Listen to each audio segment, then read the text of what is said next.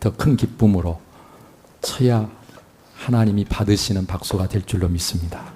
할렐루야. 아멘. 우리 옆에 분과 인사할까요? 주의 사랑으로 사랑합니다. 반갑습니다.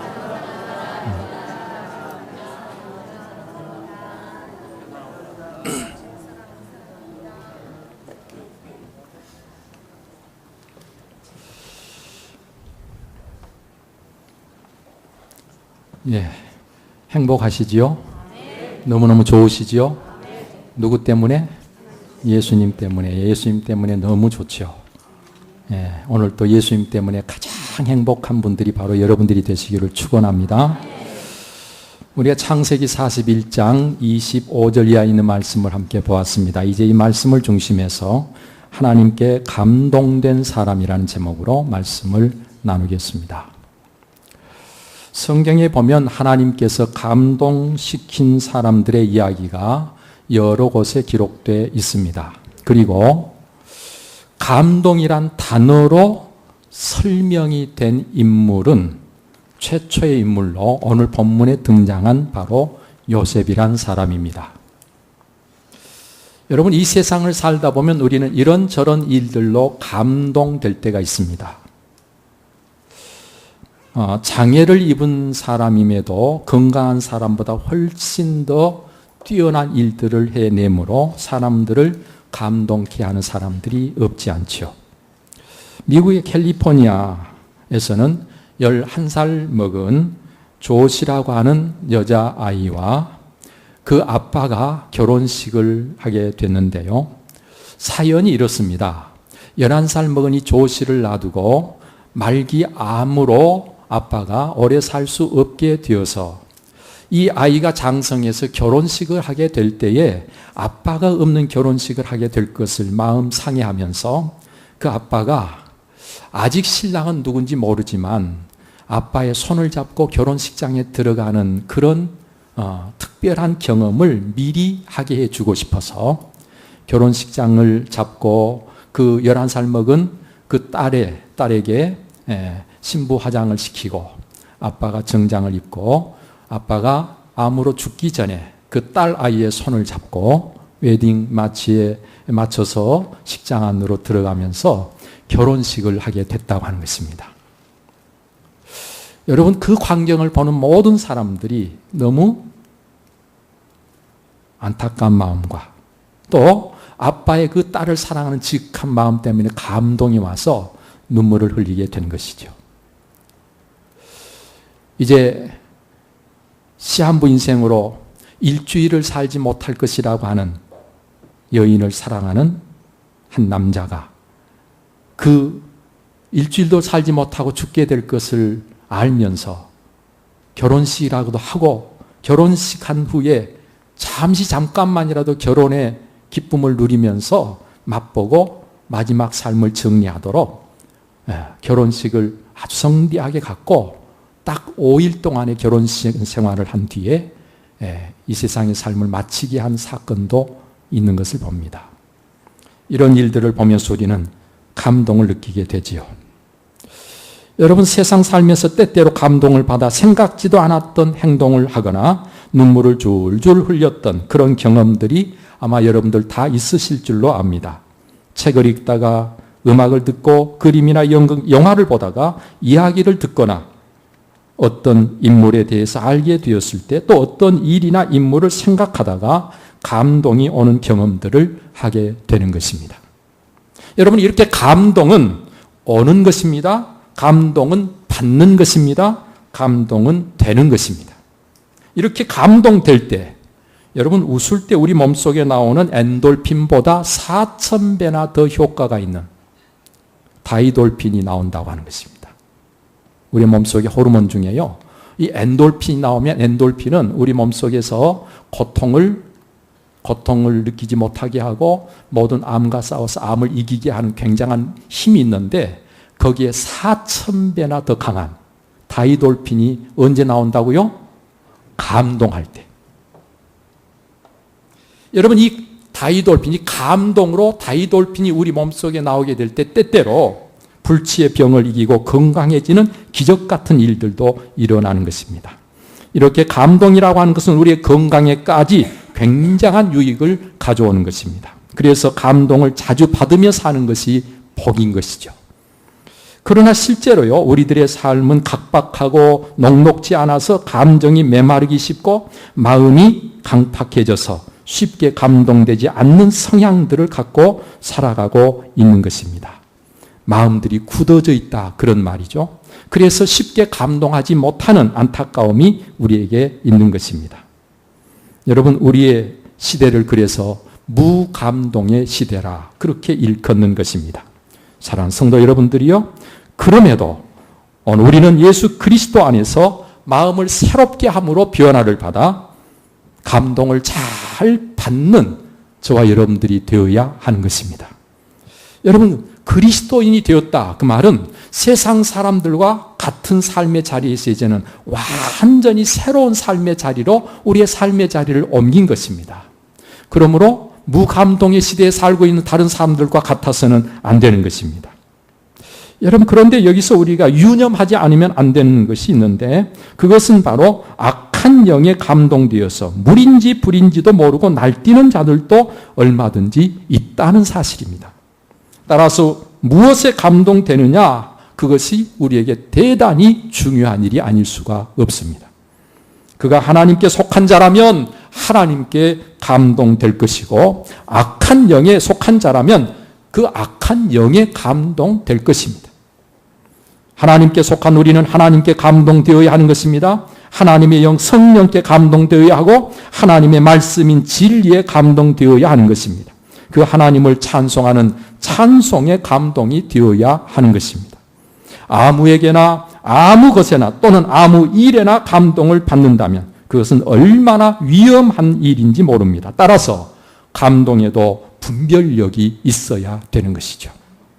여기 성경 본문에서는요, 애굽왕 바로의 입을 통해서 요셉이 하나님의 영에 감동된 사람임을 증거해 주고 있습니다.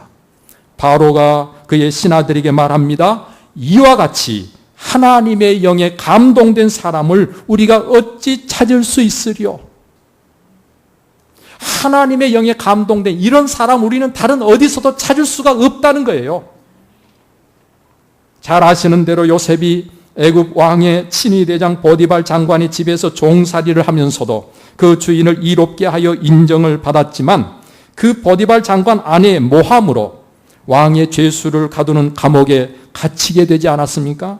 그런 중에도 여호와 하나님께서 요셉과 함께 하심으로 그에게 인애와 자비를 더하여 주심으로 간수장에게 은혜를 받게 해 주셨습니다. 그래서 옥중 죄수를 다 요셉의 손에 맡겼고 그에게 맡긴 것은 무엇이든 돌아보지 아니할 만큼 요셉을 신뢰했다고 성경은 기록하고 있습니다.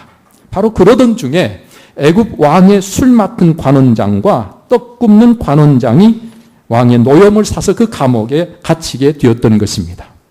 그리고 그 두 사람이 꿈을 꾸어서 요셉이 그들의 꿈을 해석해 주었는데 해석해 준 꿈 그대로 되었던 것입니다. 애굽 왕이 꿈을 꾸었는데요, 이 꿈을 해석해 줄 사람을 찾는데 아무도 해석해 줄 자가 없습니다. 점술가를 불러서 왕의 꿈을 이야기하고 해석하라고 하는데 그들은 도무지 이 꿈이 무슨 의미인지 알지 못합니다. 그런데 술 맡은 관원장이 자기의 꿈을 해석해 준 요셉이 생각이 났던 것입니다.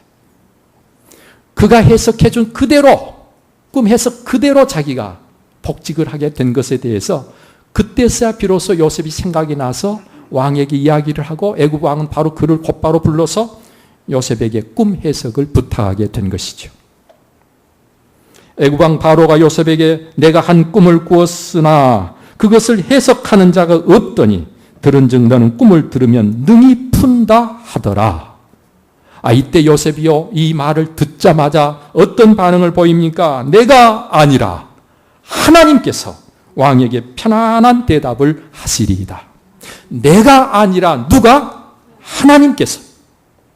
여러분, 하나님의 영으로 감동된 사람은 언제든지 자기가 하는 게 아니라 하나님이 하신다는 사실을 잊지 않는 것입니다.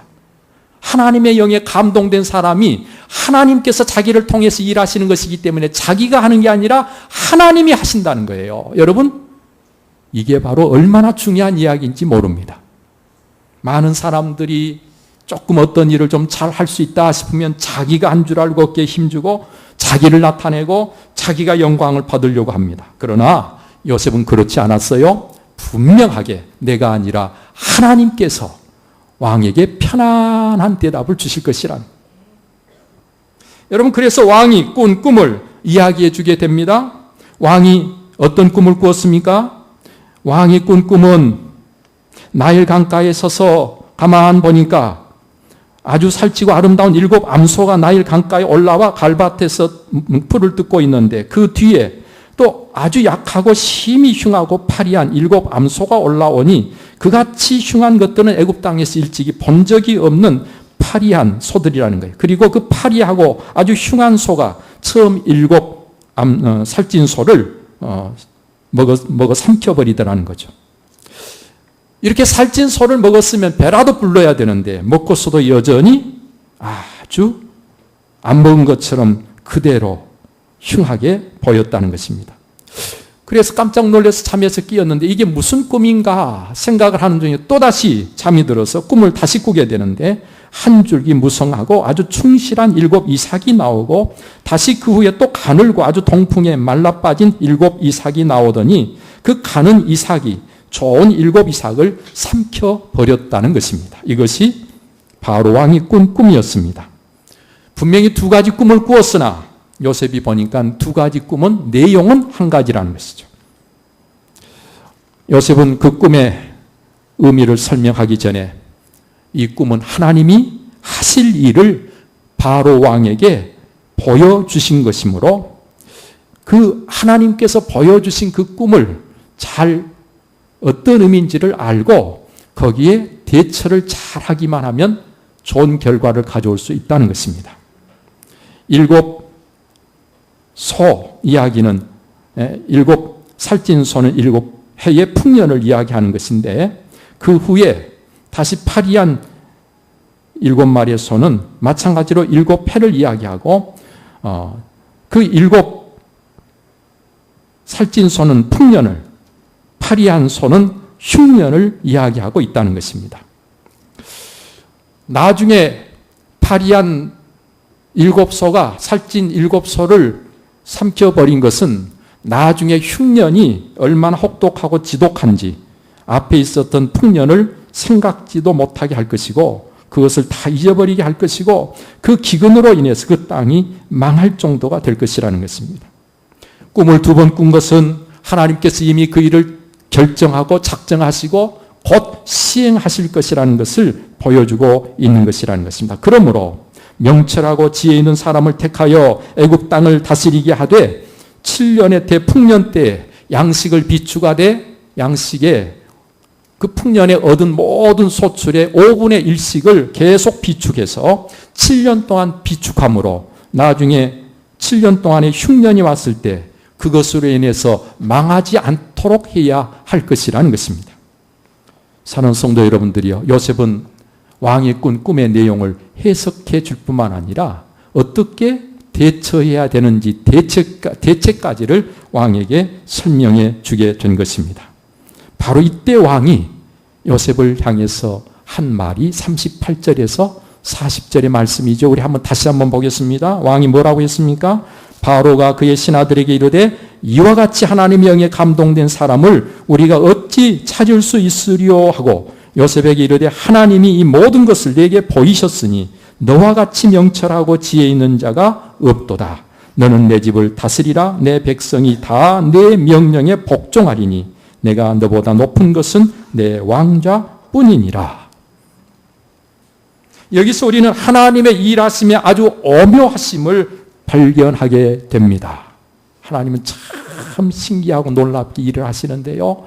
요셉을 한순간에 애굽에서 가장 똑똑한 사람, 가장 지혜로운 사람, 가장 훌륭한 사람, 모든 것을 다스릴 수 있는 사람으로 한순간에 요셉을 높여주십니다. 그리고 하나님께서 그를 통해서 일하십니다.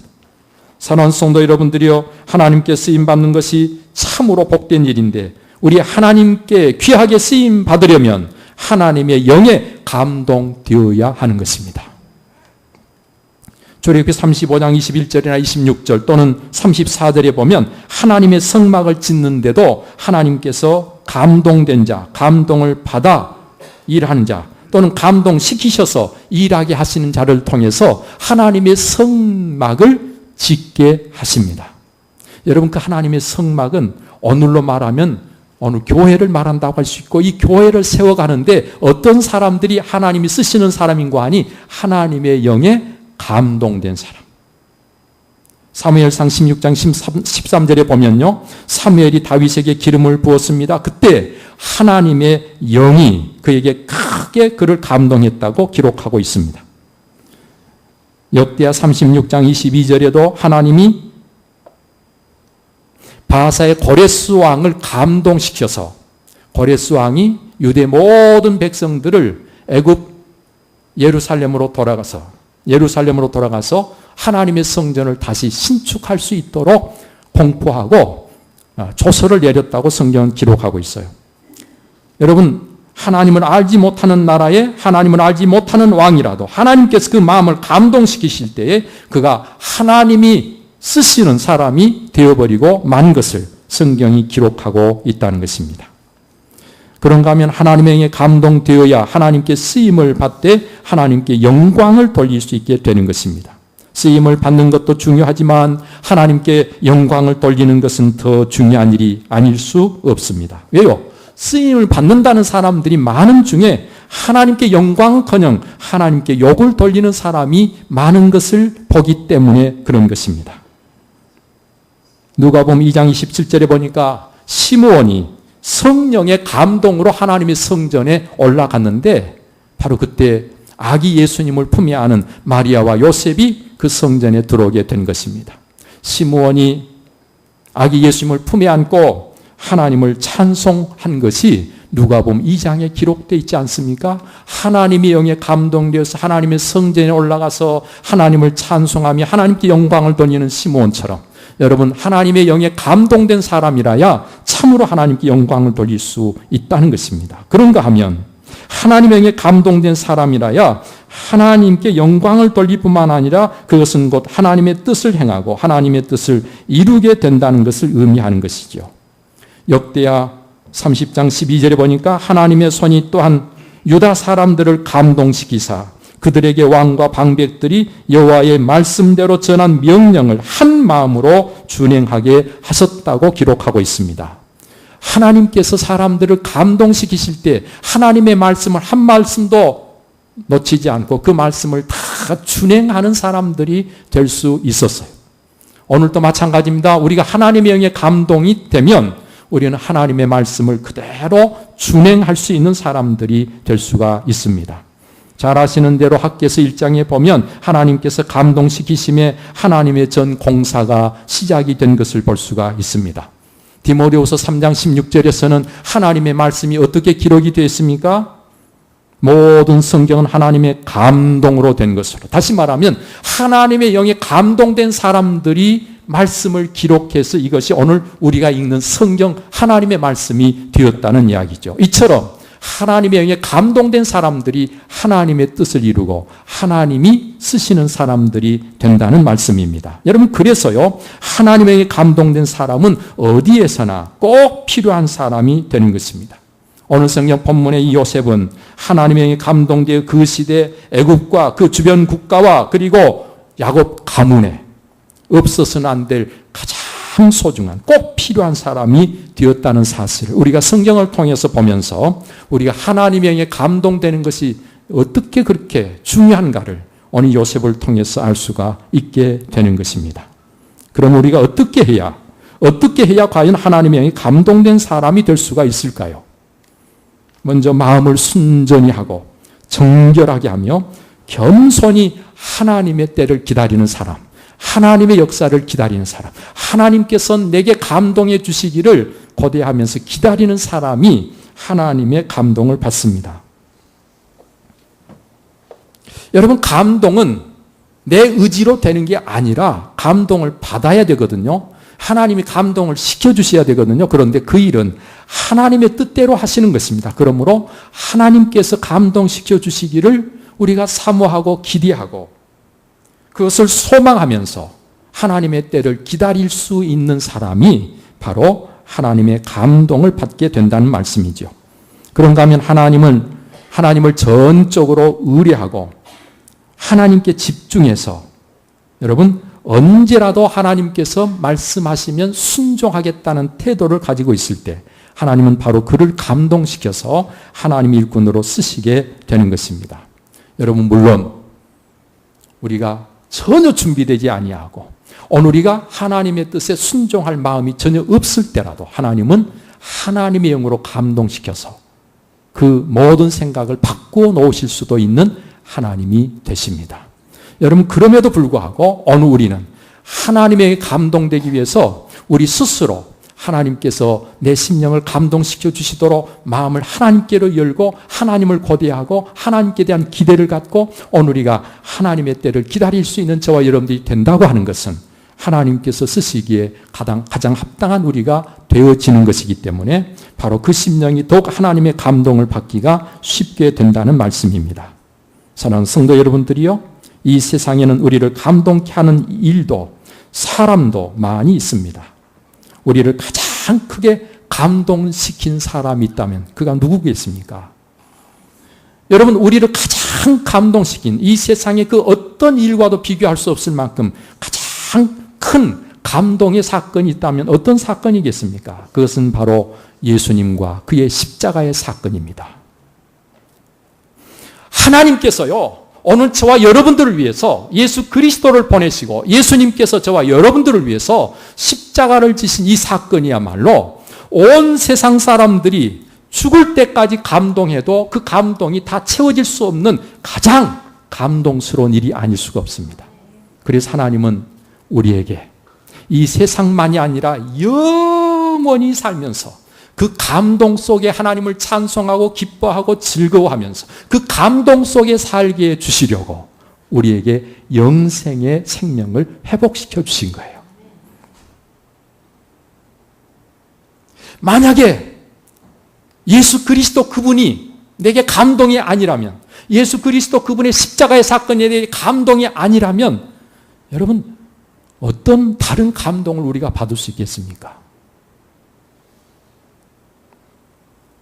정말 예수 그리스도를 안다면 그리고 그분의 십자가의 사건을 정말 안다면 이보다 더 감동된 일이 우리에게 있을 수가 없는 것입니다.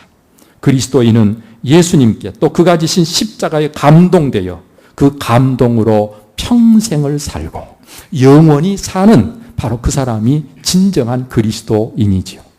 오늘 저는 우리를 감동시키시는 하나님, 예수 그리스도를 통해서 우리를 감동시키신 그 하나님을 우리가 이 시간 참으로 알아서 여러분 어떤 상황 속에 있든지 예수님 때문에 늘 감동해서 오늘을 살아가는 여러분들이 되시기를 바랍니다. 그분의 영, 하나님의 영, 그리스도의 영, 성령께서 오신 것은 바로 이처럼 우리를 감동케 해서 우리가 하나님의 사람으로 살아가게 하시려고 오셨습니다. 오늘 이 시간 이 자리에 함께한 여러분들에게 하나님의 영이신 성령의 감동이 충만해지시기를 축원합니다. 기도하겠습니다. 살아 역사하시는 아버지 하나님, 오늘 우리가